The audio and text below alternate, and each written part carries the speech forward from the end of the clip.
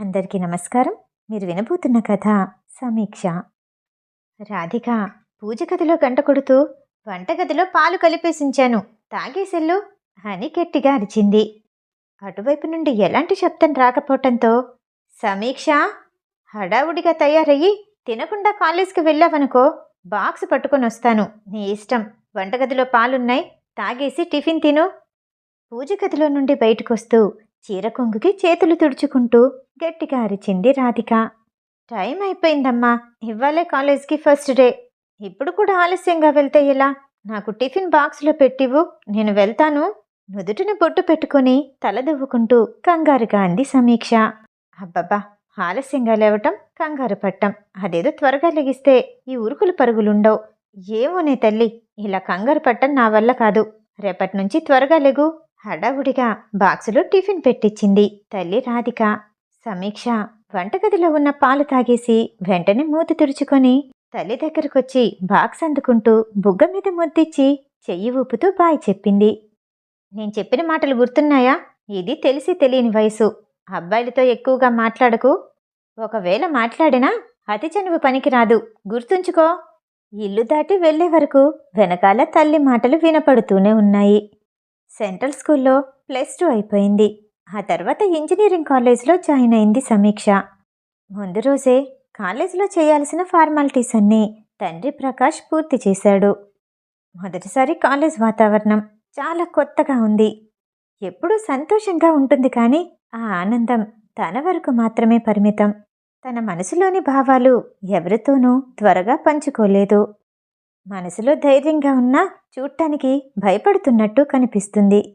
ఎవరితోనూ ఎక్కువగా మాట్లాడదు, చాలా ముభావంగా ఉంటుంది. అందుకే తల్లి రాధికకి సమీక్ష కాలేజ్కి వెళ్తుందంటే భయంగా అనిపించింది. ఎక్కువగా మాట్లాడదు కాబట్టి ఏ అబ్బాయితోనైనా చనువు పెంచుకుంటే ఇబ్బందులు పడాల్సి వస్తుందని ఆమె భయం. కాలేజీని అబ్బురంగా చూస్తూ లోపలికి వెళ్ళి తన క్లాస్ కోసం వెతుకుతూ ఉండగా ఓ అమ్మాయి కనిపించింది. ఆమె కూడా అయోమయంగా అటూ ఇటూ చూస్తూ ఉండటంతో కంప్యూటర్ క్లాస్ ఎక్కడో తెలుసా? ఆమెని చూస్తూ అడిగింది సమీక్ష. ఓ, నువ్వు కూడా ఫస్ట్ ఇయర్ కంప్యూటర్ సైన్సా? ఒక గెంతులో ఆమె దగ్గరకొచ్చి సంతోషంగా అడిగిందామె. సమీక్ష అవునన్నట్టు తల ఊపింది. నేను కూడా దానికోసమే వెతుకుతున్నాను, దా ఇద్దరం చూద్దాం, అంతే ఉత్సాహంతో అందామె. నా పేరు సమీక్ష, ఆమెతో పాటు నడుస్తూ అంది. నైస్ నేమ్, నా పేరు Pravallika, you can call me Valli అంటూ ఇద్దరు వెతకటం మొదలుపెట్టారు. చివరిగా సెకండ్ ఫ్లోర్లో first year computer science class room దొరికింది. ఇద్దరూ కలిసి కూర్చోవాలని నిర్ణయించుకున్నారు. అందరూ కొత్తే కాబట్టి వాతావరణం అంతా కొత్తగా ఉంది, కానీ బాగుంది. సమీక్ష ప్రవల్లిక ఒకరి విషయాలు ఒకరు చెప్పుకుంటూ ఎన్నో ముచ్చట్లు పెట్టుకున్నారు. తాము చదువొచ్చిన స్కూల్ విషయాలు, అంతకు ముందున్న స్నేహితులు, వారి అలవాట్లు, ఇలా ఎన్నో చెప్పుకున్నారు. ఒక్కరోజైనా ఇద్దరి మధ్య సాన్నిహిత్యం కుదిరింది. మొదటి రోజే కాబట్టి లెక్చరర్స్ ఏమీ క్లాసెస్ చెప్పలేదు. వాళ్ళ పరిచయాలతో ఆ రోజు గడిచిపోయింది. సమీక్షకి ప్రవల్లికతో పాటు మరికొంతమంది స్నేహితులు అయ్యారు. కాలేజ్ అయిపోయిన తర్వాత సాయంత్రం వేళ ఇంటికి తిరిగి రాగానే, ఎలా ఉంది కాలేజ్, నీకు నచ్చిందా అడిగింది రాధిక. అమ్మా, నాకు చెప్పాలన్న ఆరాటం కంటే నీకు వినాలన్న ఆతృతే ఎక్కువగా ఉంది. కాళ్ళైనా కడుక్కొని ఇస్తావా? ఇంటి ముందున్న ట్యాప్ దగ్గర కాళ్ళు కడుక్కొని లోపలికొచ్చింది సమీక్ష. సమీక్ష లోపలికొచ్చి డైనింగ్ టేబుల్ దగ్గరున్న కుర్చీలో కూర్చోగానే ప్లేట్లో కొంచెం కారపూస పెట్టి ఆమె చేతికి అందిస్తూ, ఇప్పుడు చెప్పు, ఎలా ఉంది అని మళ్ళీ అడిగింది రాధిక. బావుందమ్మా, ఈరోజు ఏం జరిగిందో తెలుసా అని ఆమెకి పెట్టింది తింటూ క్లాస్లో జరిగిన విషయాలన్నీ చెప్పింది. ప్రవల్లికతో పరిచయం గురించి చెప్పింది. ఆ ఇద్దరు మాట్లాడుతూ ఉండగానే తనక్క సుగంధి కూడా సమీక్ష పక్కకొచ్చి కూర్చుంది. సమీక్ష కంటే 1 సంవత్సరం పెద్దది సుగంధి. సమీక్ష తన జీవితంలో జరిగిన ప్రతి సంఘటనని సుగంధితో పంచుకుంటుంది. ఆ ఇద్దరు అక్క చెల్లెల్లా కాదు, స్నేహితుల్లా కలిసుంటారు. అప్పుడే తండ్రి ప్రకాష్ కూడా ఆఫీస్ నుండి తిరిగి రావటంతో అతనితో కాసేపు మాట్లాడి సుగంధి, సమీక్ష తమ గదిలోకి వెళ్ళిపోయారు. సుగంధి ఫ్యాషన్ డిజైనింగ్ కోర్సు చేస్తుంది. ఇప్పుడు సెకండ్ ఇయర్లో ఉంది. సమీక్ష కాలేజ్ కంటే సుగంధి కాలేజ్ కొంచెం దూరం ఎక్కువ. తండ్రి ప్రకాష్ ఓ ప్రైవేటు కంపెనీలో ఉద్యోగస్తుడు. తల్లి రాధిక ఇంటిని చక్కపెడుతూ, ఇంట్లో ఉన్న వాళ్ళ అవసరాలు చూస్తూ, అందరూ సంతోషంగా ఉండేలా చూడాలని ఆరాటపడే సగటు ఇల్లాలు. ఇద్దరు కూతుర్లని బాగా చదివించి మంచి ఉద్యోగంలో స్థిరపడ్డాక పెళ్లి చేసి సుఖమైన జీవితాన్నివ్వాలని ప్రతి తండ్రిలాగే ప్రకాష్ కూడా కోరుకున్నాడు.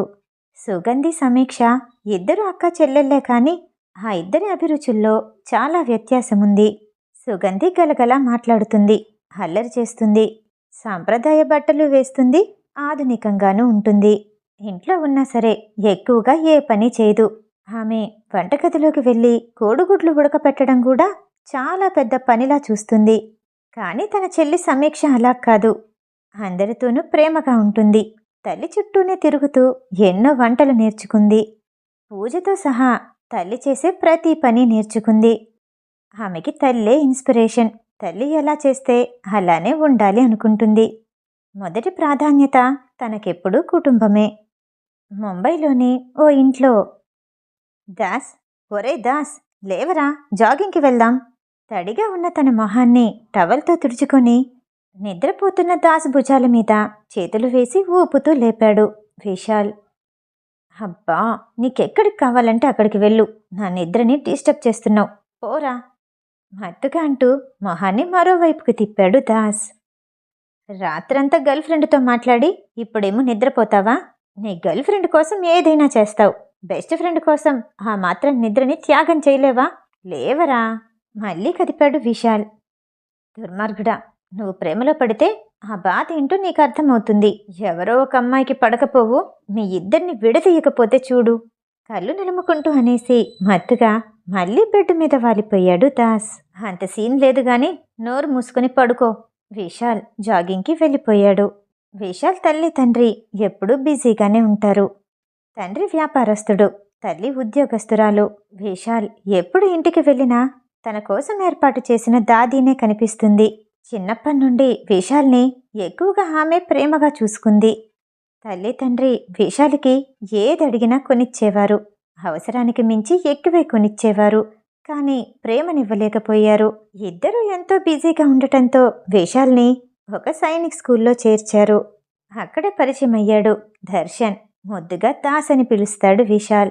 అలా పిలవొద్దని పరిచయమైన కొత్తలో ఎన్నోసార్లు మొరాయించాడు. కానీ విశాల్ వినలేదు. అతని స్నేహాన్ని వదులుకోలేకపోయాడు దర్శన్. ఆ చిన్న వయసు నుండి +2 వరకు ఇద్దరూ కలిసే చదువుకున్నారు. కానీ ఇప్పుడు ఆ ఇద్దరి దారులు వేరయ్యాయి. దర్శన్కి పెయింటింగ్ అన్నా ఫోటోగ్రఫీ అన్నా చాలా ఇష్టం. వైల్డ్ లైఫ్ ఫోటోగ్రాఫర్ అవ్వాలనుకున్నాడు. విశాల్ ఇంజనీర్ అవ్వాలనుకున్నాడు. అతని జీవితంలో దాది తర్వాత అభిమానాన్ని చూపించిన వాడంటే దర్శన్ ఒక్కడే. తల్లిదండ్రుల ప్రేమ ఎక్కువగా కనిపించకపోవటంతో దర్శన్కే బాగా దగ్గరయ్యాడు విశాల్. ముంబైలోనే కాలేజీ సీటు కోసం ప్రయత్నించాడు. కానీ అతనికి ఇంజనీరింగ్ అడ్మిషన్ హైదరాబాద్లో దొరికింది. కాలేజ్ నుండి మెయిల్ రాగానే బయలుదేరటానికి సిద్ధంగా ఉన్నాడు. జాగింగ్ చేసి ఇంటికొచ్చిన తర్వాత కూడా దర్శన్ ఇంకా నిద్రలోనే ఉన్నాడు. అతన్ని చూస్తూ ఏవైనా మెయిల్స్ వచ్చాయేమోనని ల్యాప్టాప్లో చెక్ చేసుకున్నాడు విశాల్. కాలేజ్లో మరో వారంలో జాయిన్ అవ్వమని మెయిల్ వచ్చింది. దాస్ని విడిచిపెట్టి వెళ్లాలంటే విశాల్కి బాధగా అనిపించింది. ఆ మెయిల్ని చూస్తూ ఆలోచిస్తూ అలానే కూర్చొని ఉండిపోయాడు. 10 నిమిషాల తర్వాత దర్శన్ కళ్ళు నలుముకుంటూ నిద్రలేచి ఆలోచిస్తూ కూర్చున్న విశాల్ని చూసి, ఏరా, మామూలుగానే నీ మొహాన్ని చూడలేం, మళ్ళీ ఏమైంది, కోతి మొహం వేసుకుని కూర్చున్నావు అని నిద్రలోనే అడిగాడు. విశాల్ నుండి ఎలాంటి సమాధానం రాలేదు. దర్శన్ ఎదురుగా ఉన్న ల్యాప్టాప్లో తొంగి చూడగానే విషయమేంటో అర్థమైంది. ఇలా జరుగుతుందని మనకి ముందే తెలుసు కదా, మనమిద్దరం ఏమన్నా భార్యాభర్తలమా విడిపోవడానికి? కమాన్ బాయ్, మెచ్యూర్డ్గా ఆలోచించు, ఏం జరిగినా మన స్నేహానికి ఎలాంటి అడ్డు రాదు అంటూ పక్కనే కూర్చున్నాడు దర్శన్. విశాల్ అతని వైపు బాధగా చూసి, ముందు బ్రష్ చేసుకుని వస్తావా, ఆ కంపు భరించలేకపోతున్నాను అని మొహం పక్కకి తిప్పుకున్నాడు. దర్శన్ అతని వైపు కోపంగా చూసి, హొర్రే, ఎంత మాట అన్నావు? విశాల్ మీదకి దూకి మేడ మీద కొరికాడు. వదలరా బాబు, జాంబీల మీద పడిపోయావు అని దర్శన్ని తోసేసి మంచం చుట్టూ పరిగెడుతూ నవ్వేశాడు విశాల్. విశాల్ని కొట్టడానికి అతని వెనకాలే పరిగెత్తాడు దర్శన్. మిగతా కథ తరువాయి భాగంలో. ఈ కథ వింటం మీకు నచ్చినట్టయితే లైక్ చేసి సబ్స్క్రైబ్ చేయండి. మళ్ళీ రేపు కలుద్దాం. నమస్తే.